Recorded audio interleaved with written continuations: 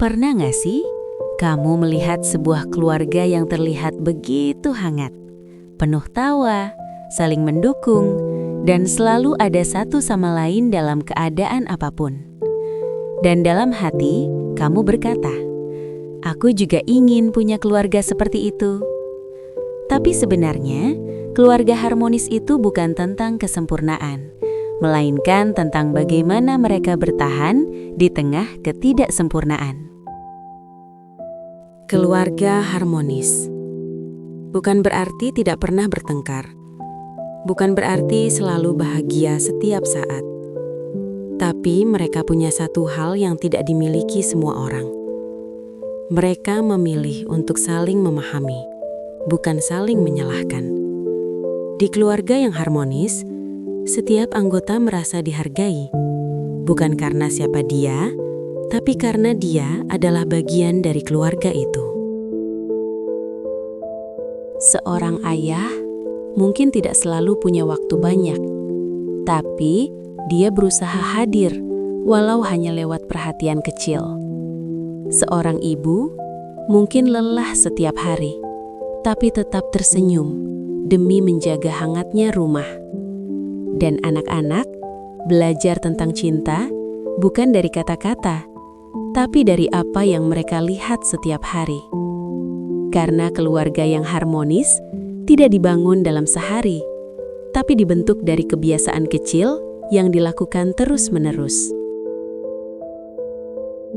Seperti saling mendengarkan tanpa menghakimi, menghargai hal kecil, meminta maaf tanpa gengsi, dan tetap bersama, bahkan saat keadaan tidak baik-baik saja.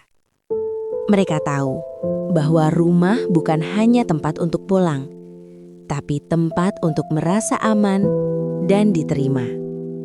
Dan satu hal yang paling penting, di keluarga yang harmonis, ego tidak pernah lebih besar dari cinta. Karena mereka sadar, menang dalam perdebatan tapi kehilangan kebersamaan, itu bukan kemenangan.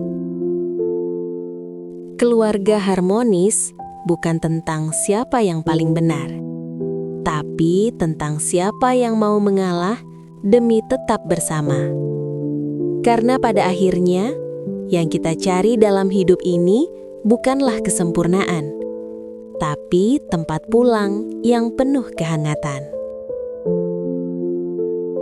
Jika hari ini keluargamu belum sempurna, itu tidak apa-apa. Selama masih ada usaha, masih ada cinta, maka keharmonisan itu akan selalu punya jalan untuk tumbuh.